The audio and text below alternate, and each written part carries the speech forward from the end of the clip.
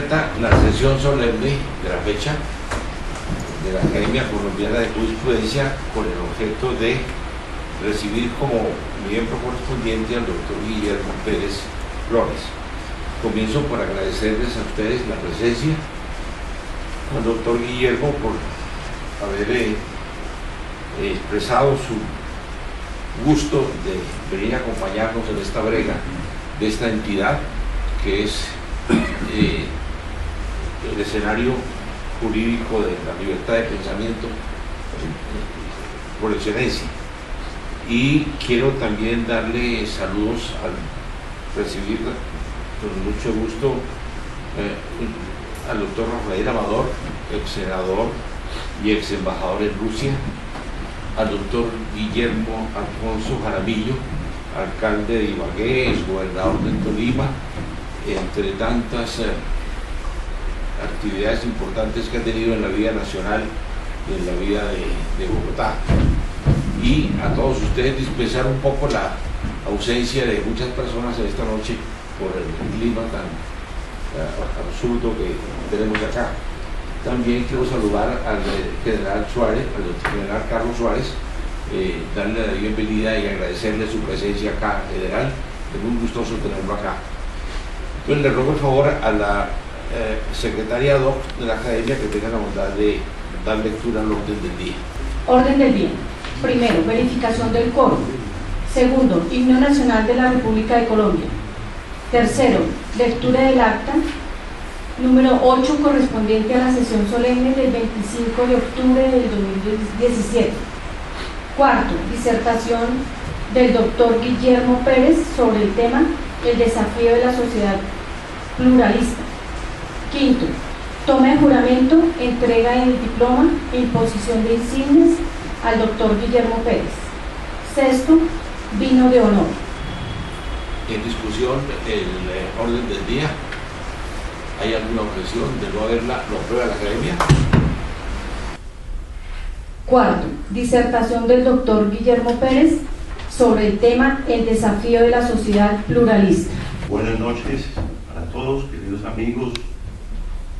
Señor doctor Cesario Rocha, presidente de la Academia Colombiana de Jurisprudencia. Señor doctor Fernando Sarmiento, primer vicepresidente. Señor doctor Augusto Trujillo Muñoz, segundo vicepresidente. Señora secretaria. Señor doctor Guillermo Alfonso Jaramillo, alcalde de Ibagué. Señor Rafael Amador, ex embajador de Colombia en Rusia. Quiero saludar también al profesor Andrei Gómez Suárez, todos los amigos, general Gómez, general Suárez. Primero que todo, muchísimas gracias por acompañarme en este día, que para mí tiene un especial, profundo significado. Quiero reconocer aquí, declarar que este constituye el máximo honor que haya recibido desde que me gradué como profesional del derecho. El auditorio es intimidante, no solamente por quienes están, sino por los que ya no están. En esta academia, por esta academia han desfilado las inteligencias más lúcidas y preclaras de la nación. No es sino mirar los óleos que están expuestos en este recinto. Y pensaba yo hace algunos momentos que de alguna manera simbolizan estrellas que deben guiarnos, particularmente en estos momentos de especial dificultad, tensión e incertidumbre en que vive el país. He preparado un trabajo que lo he llamado el desafío de la sociedad pluralista. Quiero compartirlo con ustedes y espero que de alguna manera pueda generarse algunas reflexiones que puedan ser útiles tanto en lo personal como en lo colectivo. Durante las últimas décadas, el mundo ha presenciado una intensa dinámica globalizadora. Globalización es una de las palabras más utilizadas de la época. En paralelo, existe un aumento de singularidades locales que hacen al mundo más complejo y diverso. A medida que éste se globaliza, también se localiza. Las tendencias descritas, globalización y localización, tienen dinámicas crecientes. Son movimientos de ritmos diferenciados que se alternan. En el globo coinciden múltiples cosmovisiones. Alguien dijo alguna vez que la verdad es un espejo roto en 1000 pedazos y que cada quien cree que el pequeño trozo que tiene en su mano es el espejo entero. Adicionalmente, hay un acelerado proceso de urbanización que deviene en la construcción de grandes espacios cosmopolitas. Más de 300 millones de personas viven en países diferentes al de su nacimiento. A esto hay que sumar que las migraciones son apenas un costado de la movilidad humana. Las cifras sobre turismo baten récord cada año. Las estadísticas indican que casi todos los países han aumentado sus flujos migratorios y turísticos. Las principales ciudades se han convertido en grandes espacios cosmopolitas. En Nueva York, por ejemplo, se hablan más de 170 idiomas y 700 lenguas. En Londres se cuentan 250 idiomas y decenas de credos religiosos. Cuando se mira hacia las megaciudades, puede pensarse que el mundo está abandonando la forma tribal que históricamente lo ha caracterizado para tornarse mestizo y cosmopolita. Que las fronteras están desapareciendo y que el modelo de gobernanza basado en el Estado-Nación tiene fecha de caducidad. Sin embargo, está sucediendo otra cosa. El auge de los nacionalismos y de patologías como la xenofobia y los odios interétnico e interreligioso están en auge.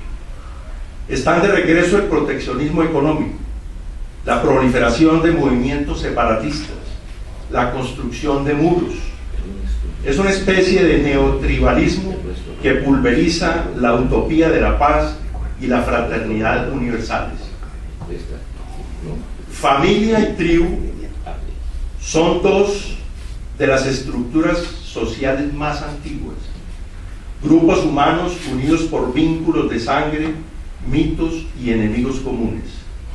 En un sentido amplio, puede decirse que todas las formas sociales poseen inclinación tribal.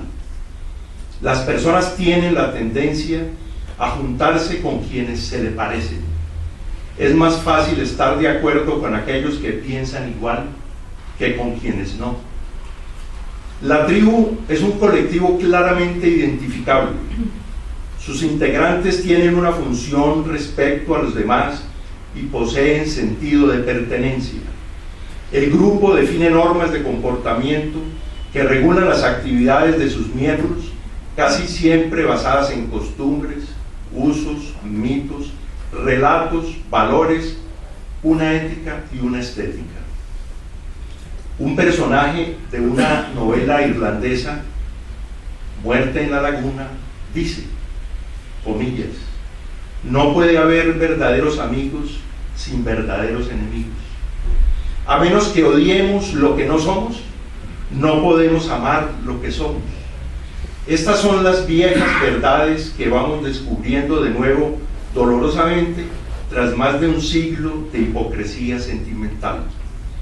Quienes las niegan, niegan a su familia, su herencia, su cultura, su patrimonio y a sí mismos.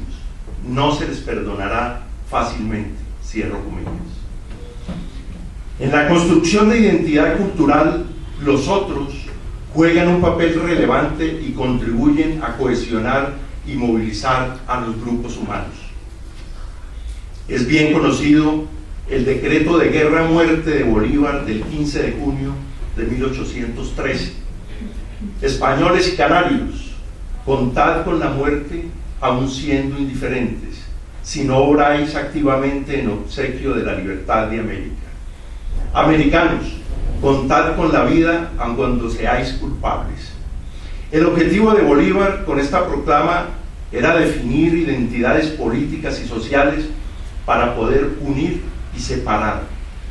Las categorías de criollos, mestizos, indios, mulatos o negros quedaban subsumidas en una sola: americanos.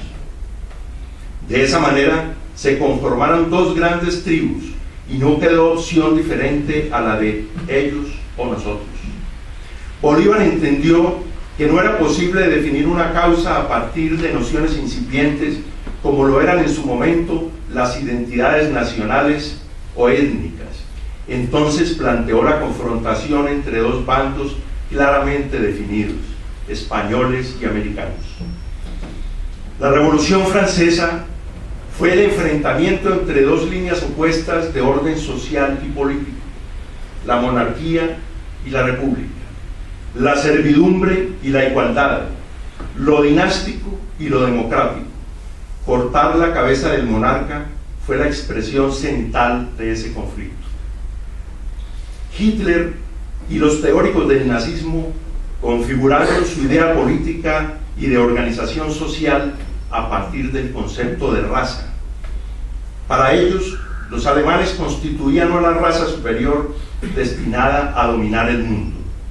Ese tribalismo hizo que un pueblo culto como el alemán se precipitara por un abismo moral y escribiera una de las páginas más horrendas de la historia.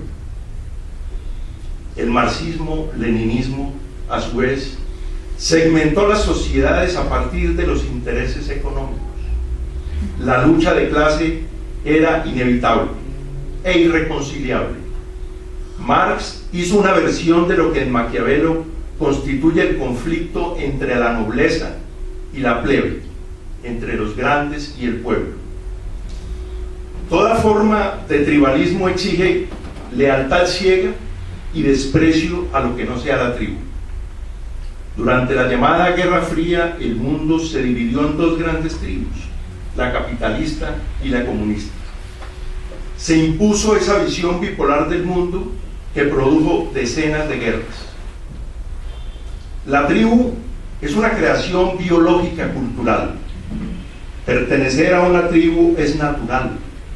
Se nace en una tribu, llámese familia, nación o grupo étnico. El tribalismo, en cambio, es un prejuicio. Es la obcecación a interrelacionarse únicamente con los miembros de la tribu, ya sea por creer que ésta es superior a las demás o por suponer que tiene la interpretación correcta del mundo. En el caso de las comunidades religiosas, el tribalismo conduce al fanatismo. En el de la nación, a la xenofobia, y en el de las culturas, al odio interétnico. Esa perversión produce la demonización de los otros y por ende las guerras. Todo tribalismo es una derrota de la inteligencia. El 9 de noviembre de 1989 fue un día glorioso para la humanidad. Sin que se disparara un solo tiro, una multitud ansiosa de libertad, cansada de vivir en la opresión, derribó un mundo que había padecido durante casi 3 décadas. De repente, un pueblo, unas familias que habían vivido separadas por la política tribal, podían encontrarse de nuevo, abrazarse y mirarse a los ojos. Sin embargo, 27 años después, un hombre gana las elecciones en el país más poderoso de la tierra con la promesa de construir un muro de 3.200 kilómetros y una política de rechazo y de discriminación a los migrantes. Desde luego, su caso no es único. Al otro lado del Atlántico, en el continente de las libertades y los derechos humanos, también se levantan muros, visibles unos, invisibles otros.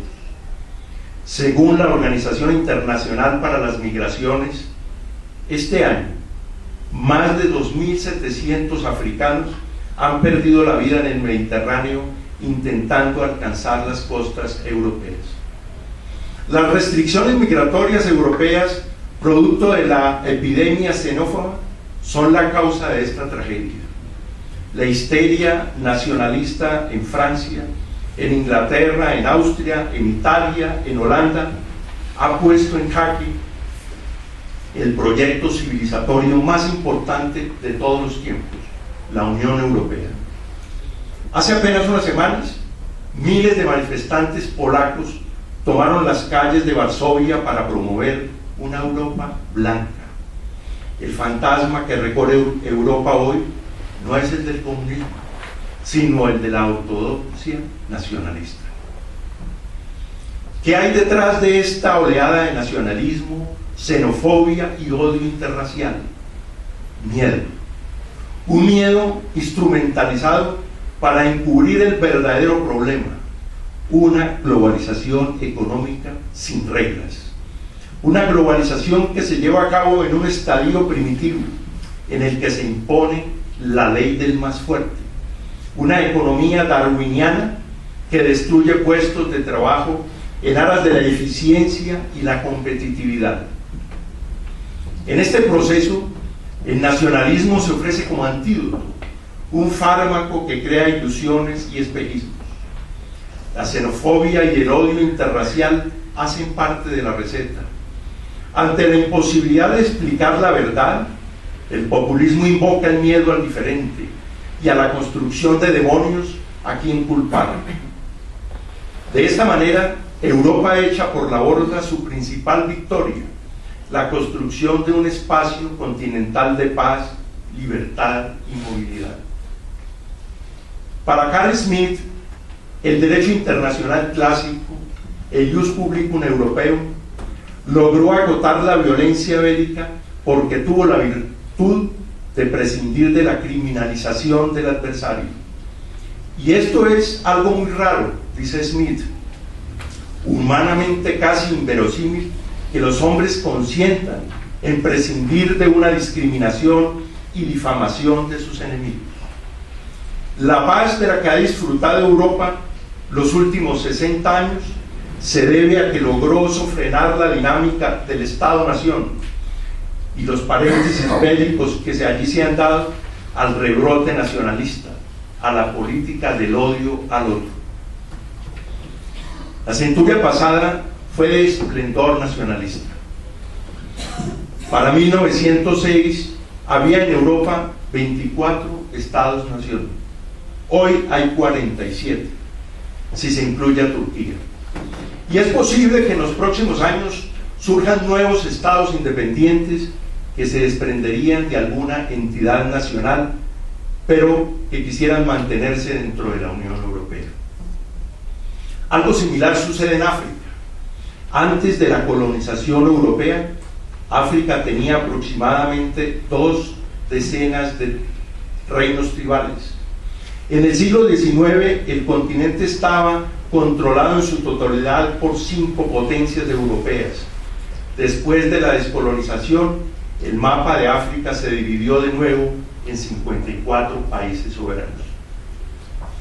Ahora bien, ciertamente tenemos conflictos relacionados con la moral, la cultura y la religión, que están siendo aprovechados por el populismo para encubrir conflictos económicos. En 2011, Francia expidió una ley prohibiendo el uso del velo que cubriera el rostro de las mujeres, concretamente el burka y el niqab. Mujeres musulmanas la demandaron porque consideraban que dicha ley violaba sus derechos. Una de ellas afirmó que tener que descubrirse el rostro a petición de la policía era un atentado a la vida privada, a la libertad religiosa y de pensamiento. El Tribunal de Derechos Humanos de Estrasburgo dio la razón al gobierno francés. Los magistrados consideraron que la cara juega un rol importante en la interacción social y que llevarla tapada en los lugares públicos podría ser una amenaza para la convivencia. El conflicto por el velo no ha sido el único de naturaleza cultural en Europa.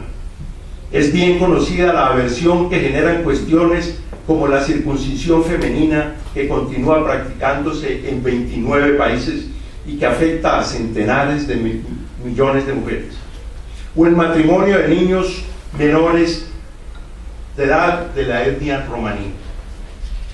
En nuestro medio ha generado conflictos y polarización política la unión de parejas del mismo sexo, o la adopción de niños por su parte, o más complejo aún, la unión entre dos o más personas de igual o diferente sexo. Son cuestiones que dividen e interrogan a la sociedad y le plantean situaciones complejas.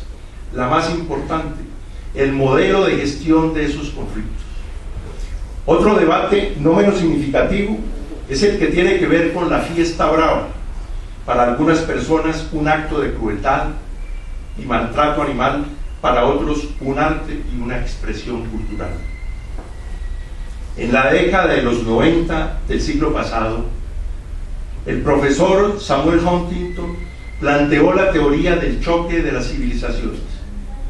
Según él, esta era la mayor amenaza para la paz mundial y afirmaba que un orden internacional basado en las civilizaciones era la garantía más segura contra una guerra mundial.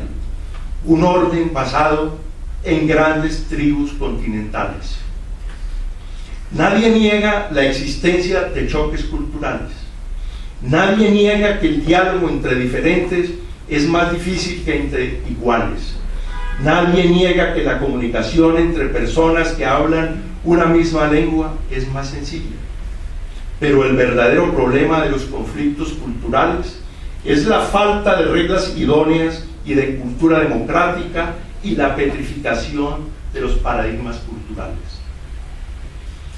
Caroline Inc., en su libro Contra el odio, un alegato en defensa de la pluralidad de pensamiento, la tolerancia y la libertad, radiografía la situación así, comillas: quienes se preocupan porque piensan que la Tierra es plana son incapaces de entender por qué los demás están tan tranquilos, ni cómo pueden vivir así de relajados con la ilusión de que ese peligroso abismo no existe.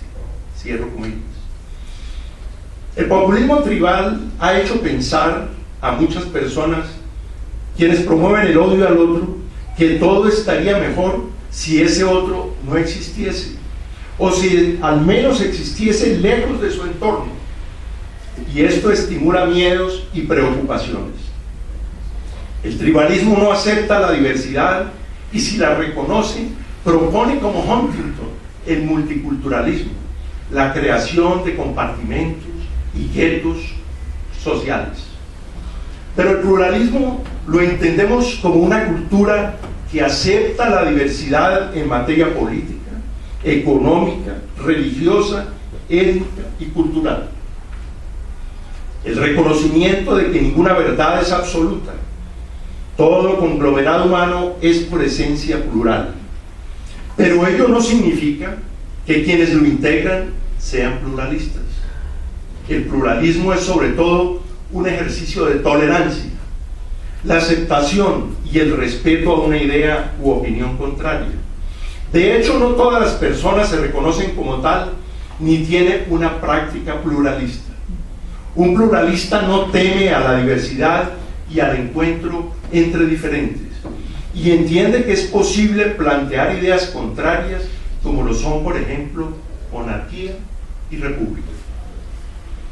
Las preguntas que debemos formularnos son: ¿pueden hoy coexistir regímenes políticos de signo contrapuesto? ¿Coexistir formas individualistas y formas colectivistas de la economía? ¿Diferentes formas de organización social? ¿Diferentes morales? ¿Diferentes dioses? En nuestro medio, estas preguntas adquieren sentido a partir de la Constitución del 91, que consagró el pluralismo, aunque con límites. ¿Podría haber en Colombia monarquía y república simultáneamente? Evidentemente no.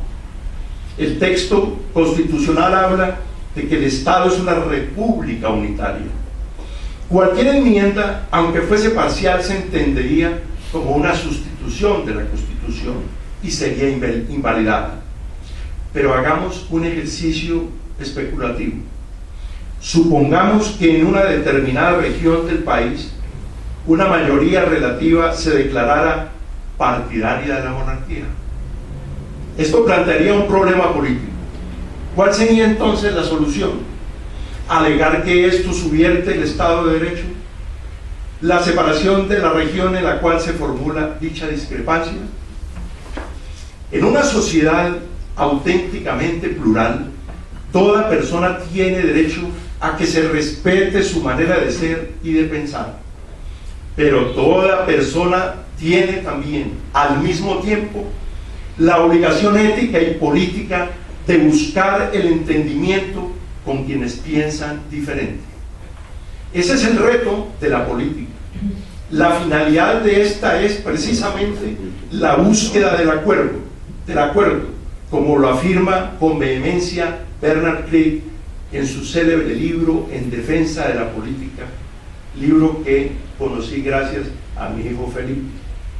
Si no se busca el acuerdo, se estimula el desacuerdo. El profesor Juan Antonio Estrada lo expresa así: hemos pasado de la sociedad homogénea y uniforme de los modernos estados nacionales a las sociedades mestizas y heterogéneas que forman parte de los ámbitos más amplios que el Estado-nación. Ya no es posible mantener intacta la identidad cultural respecto del entorno, y mucho menos evitar la interacción y la mezcla con otros grupos. La sociedad homogénea planteada por la modernidad fue una quimera que en ningún caso se corresponde con la realidad. Entre más diversa sea una sociedad, más obligada está a ser pluralista. Colombia es uno de los países más diversos, una diversidad de la cual aún no somos del todo conscientes. A la Carta del 91 le cabe el mérito de haber roto el modelo monocultural del 86, construido por las élites criollas, y haber reconocido la diversidad étnica y cultural del país. Hasta ese momento, la población indígena prácticamente no existía para el ordenamiento jurídico político. La Constitución abrió la posibilidad de tener instituciones más parecidas al país real. Duramos un siglo buscando un país que se pareciera a las instituciones, cuando lo que necesitábamos eran instituciones que se parezcan al país. La Constitución define a Colombia como un Estado social de derecho, organizado en forma de república unitaria, descentralizada, con autonomía de las entidades territoriales, algo que parece que se nos olvida, particularmente en Bogotá, democrática, participativa y pluralista, dice la Carta, fundada en el respeto de la dignidad humana, en el trabajo y en la solidaridad de las personas que la integran y en la prevalencia del interés general. En Colombia existen 87 pueblos indígenas y 64 lenguas pertenecientes a 15 familias lingüísticas. A ello hay que sumar 2 lenguas afro y la lengua romaní del pueblo gitano. A partir de 1991, los territorios indígenas quedaron habilitados para ser entidades territoriales autónomas, comenzaron a recibir transferencias de la nación, sus lenguas fueron reconocidas y su derecho entró a ser parte del acervo jurídico del país. Sin embargo, los derechos constitucionales indígenas casi no se han desarrollado y por lo tanto no se aplican. En esto la Constitución es casi letra muerta. Pero la Constitución abre providencialmente la posibilidad de que haya pluralismo jurídico. En nuestra patria hay diferentes líneas de pensamiento. Existe una Colombia heredera de las élites criollas que gestaron la independencia y la república, que se reconoce en el molde liberal basado en la homogeneidad. Pero hay otras diversidades que no obstante los avances normativos y jurisprudenciales aún no tienen suficiente reconocimiento. El país está cerrando un ciclo, felizmente, de violencia política. Quienes durante medio siglo se mantuvieron por fuera de la institucionalidad tocan las puertas de la democracia, que se cerraron cuando se puso fin a la violencia de las tribus liberal y conservadora. Para consolidar la convivencia no existe opción distinta a la de abrir esas puertas. Y ese es el primer paso para superar la mentalidad de guerra que nos ha movido durante los últimos 50 años. Carl Smith define como una de las principales, o quizá la principal categoría de la política, el binomio amigo-enemigo. La política así concebida no es más que la continuación de la guerra por otros medios. El aforismo de Clausewitz, pero a la inversa. No se busca el acuerdo, sino el aniquilamiento del adversario. Las realidades internas y externas nos invitan a moldear una nueva idea de la democracia y una nueva praxis política. La vieja idea que asocia democracia al imperio de las mayorías ha perdido vigencia. Es el propio Smith quien afirma que el principio de la deliberación y de la decisión por mayoría tiene su sentido y justificación solo cuando se presupone la homogeneidad de la sociedad. En las sociedades plurales, el ideal democrático es en esencia respeto a las minorías. La práctica política ya no puede soportarse en el autoritarismo patriarcal, sino en el diálogo y en la búsqueda permanente de consensos. Renunciemos a tener enemigos. Preparemos nuestras mentes y nuestros corazones para entender y respetar a quienes piensan y sienten diferente a nosotros. Solo un salto cultural copernicano de índole pluralista puede salvarnos del odio y de la intolerancia. El mundo marcha hacia la diversidad. La pregunta es si estamos preparados para ello o sucumbiremos a la ola de odio, tribalismo y autoritarismo. Posiblemente les sorprenda a ustedes saber que en Colombia existan decenas de tribus urbanas, un universo compuesto por raperos, metaleros, punquetos, rudos, skinhead, hipster, mupis, frikis, tectónicos, floggers y muchos más que conforman grupos cerrados claramente diferenciados. Frente a ellos es necesario aproximación y entendimiento, no la marginación, no la discriminación y mucho menos su demonización. ¿De dónde nace el miedo al diferente? La primera fuente es el desconocimiento, la disonancia estética o ética de quienes no se nos parecen o nos resultan diferentes o incluso extraños. Pero sin duda, también de la instrumentalización de la política de las diferencias. Caroline Ink, en su obra, cita a Diana Ike, redactora del proyecto pluralista de la Universidad de Harvard, quien afirma que el pluralismo es simple tolerancia religiosa o cultural ni relativismo. Fundamentalmente, dice Ink, es un enérgico compromiso de respeto entre los diferentes grupos religiosos, conocimiento de las creencias e ideas entre unos y otros, y una activa búsqueda de comprensión de las líneas de diferencia entre ellos. El pluralismo se basa en el diálogo y en el encuentro, en dar y recibir críticas y autocríticas, en hablar y en escuchar. ¿Cuántas inquisiciones, cuántas hogueras, cuántas guerras, cuántos genocidios y operaciones de limpieza social se hubieran evitado con el esfuerzo de entender a los otros y no demonizarlos? Los herejes, los infieles, los marranos judíos, los rojos del franquismo, los bárbaros de los romanos, los chapetones de la colonia, los guaches y guarichas durante la conquista, los collarejos, los cachiporros, los godos, los ñeros, los gamines, los chulos, los terroristas. Pero cuidado, toda etiqueta que estigmatiza o discrimina lleva consigo el germen de la exclusión y toda exclusión puede conducir al exterminio. Aceptemos y respetemos que existen diferentes ideas políticas, diferentes modelos económicos, diferentes formas de organización social, diferentes dioses, sí. Diferentes tipos de familia, sí. Diferentes ideas políticas, sí. Pluralismo político, pluralismo jurídico, pluralismo religioso, pluralismo cultural. Construyamos consensos basados en el respeto a la vida, a las diferencias, a la libertad y a la dignidad. Al derecho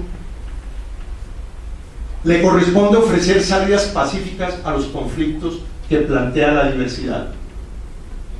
Un derecho que, sin abandonar la universalidad, profundice y entienda las particularidades, las diversidades, y que tenga como norte garantizar equidad y convivencia.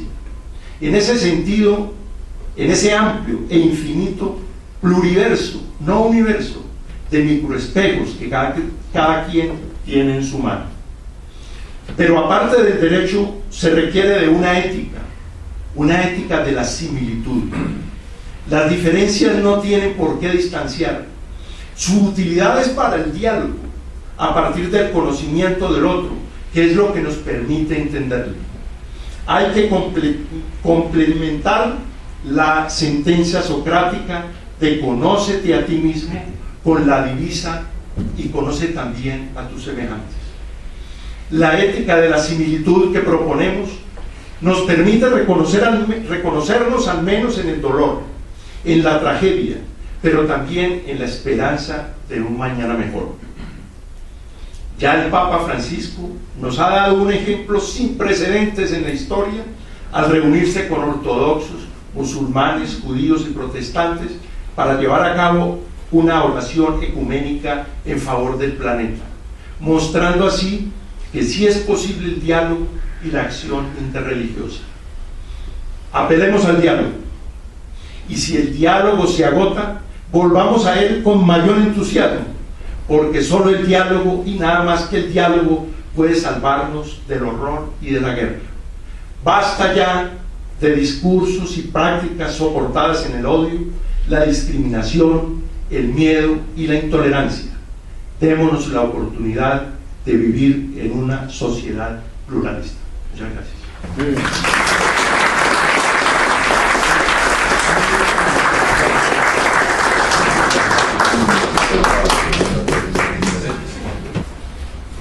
Hemos asistido a una conferencia magistral, a una temática contemporánea, a una crítica sumamente importante sobre lo que él ha llamado el desafío de la sociedad pluralista. No hay duda que el mundo está viviendo en una sociedad pluralista. Y no hay duda que existen una gran cantidad de circunstancias con las cuales se hace frente a ese desafío. El doctor Miguel Pérez hace una referencia a la globalización que estamos viviendo, a esa globalización que en muchos casos no tiene reglas. Se refiere a la forma como el nacionalismo ha hecho insurgencia en la vida contemporánea, como también se ha presentado la amenaza del espíritu tribal,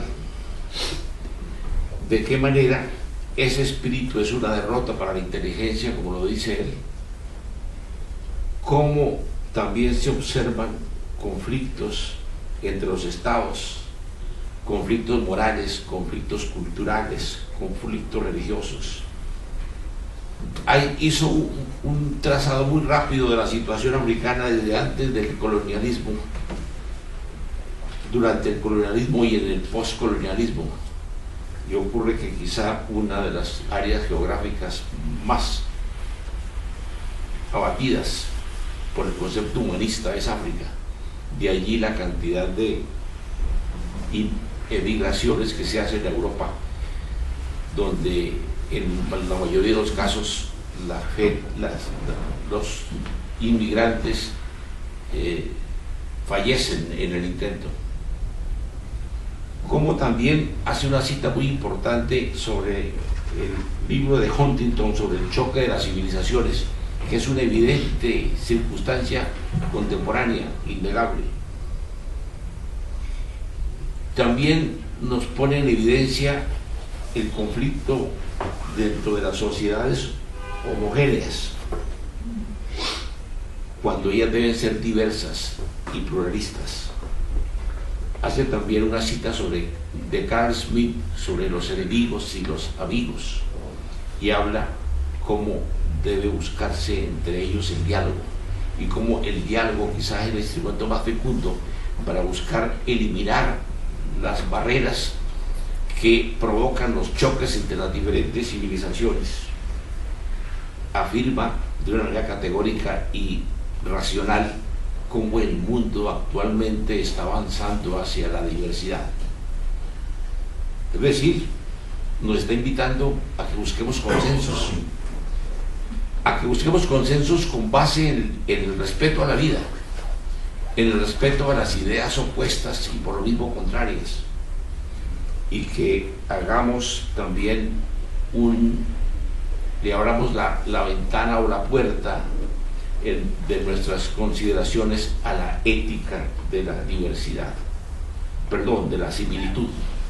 Entonces me parece que hemos escuchado un gran trabajo, hemos escuchado un gran ensayo sobre lo que es el desafío de la sociedad pluralista.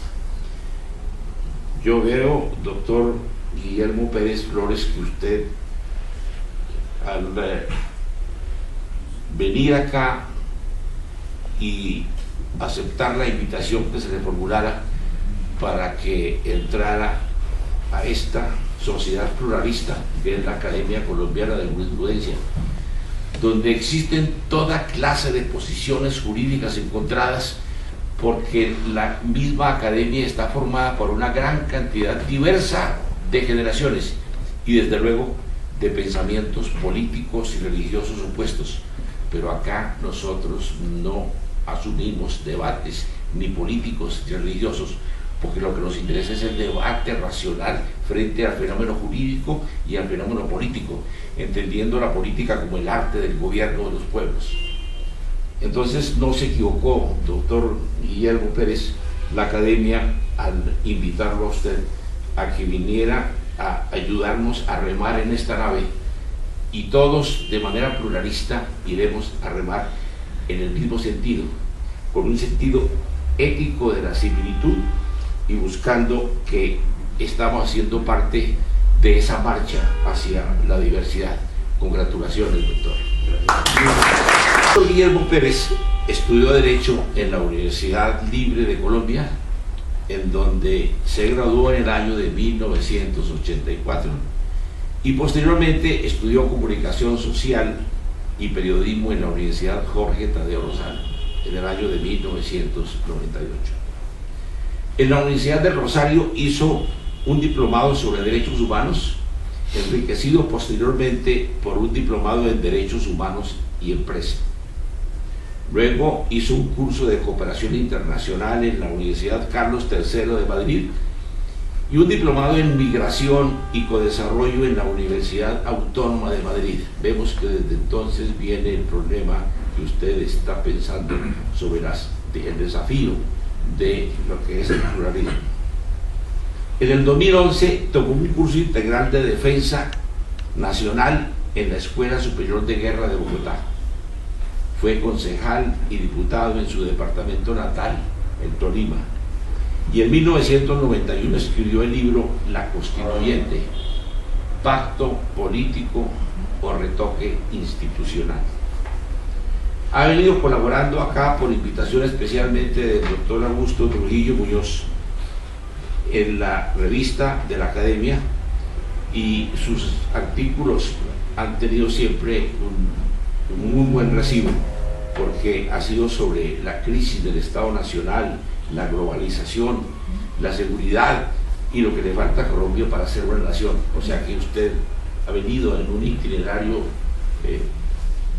de su inteligencia y de su capacidad intelectual, desarrollando realmente cuál es la fisonomía de su pensamiento.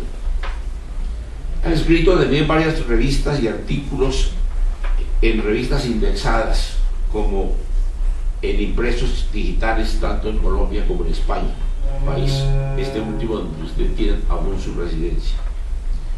Entre 1984 y 1997 se desempeñó como abogado litigante, o sea, por un espacio de 13 años, y fue asesor jurídico de diferentes instituciones públicas. Entre 1997 y parte de 1998 fue asesor del Programa Presidencial para la Defensa de la Libertad Personal. Desde 1999 se encuentra radicado en España y desde esa fecha ejerce como consultor empresarial. Ha mantenido un permanente compromiso con la paz y los derechos humanos y con asuntos relacionados con el desarrollo regional. Como sé que usted está pensando en regresar a su patria grande y a su patria chica, pues acá lo esperaremos alborozados cuando usted tome esa decisión. Por lo pronto, mientras se mantenga en España, le vamos a recomendar de que entre en contacto con los miembros extranjeros de la Academia Colombiana de Jurisprudencia, que son unos destacados profesores españoles que tienen su residencia allá y que sus domicilios se lo iremos a suministrar si es que ya no lo tiene, como también la de algunos colombianos que también son personas que están trabajando allá en España y que también pueden ser personas con que usted puede alternar y puede buscar hacer un poco de reuniones académicas de señalada importancia, porque sé que se podrán discutir temas como el que hemos escuchado con agrado esta noche. Quiero rogarle entonces que tenga la bondad de venir acá, Guillermo Pérez Flores, a sabiendas de la responsabilidad que adquiere usted con el juramento, jura cumplir bien y legalmente con sus obligaciones como miembro correspondiente de la Academia Colombiana de Jurisprudencia. Juro. Si así es, que Dios, la patria y la Academia lo premie, y si no, su conciencia y sus congéneres se lo demanden. Bienvenido. Gracias.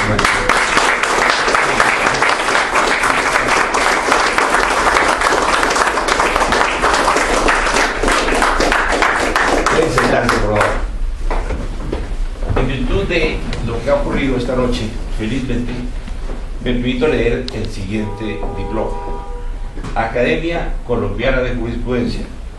El señor doctor Guillermo Pérez Flores ha sido inscrito en esta corporación como miembro correspondiente en atención a los méritos y demás circunstancias que concurren en él.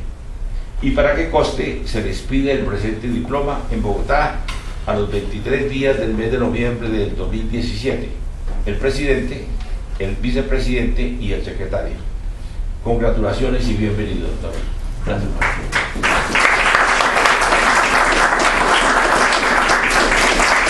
Su esposa, que tenga la bondad de colocarle la medalla que lo acredita como miembro correspondiente. Y quiero rogarle el favor a su hijo Felipe que tenga la bondad de entregarle también el escudo de solapa. Y voy a rogarle el favor al doctor Fernando Sarmiento que tenga la bondad de entregarle los estatutos. Sus compromisos, doctor. Y al doctor Trujillo que tenga la bondad de entregarle el libro de los 1300 juristas que integramos esta institución. Espero que haya una edición actualizada para que 1300. A todos, mil gracias. Sí. Muy bien.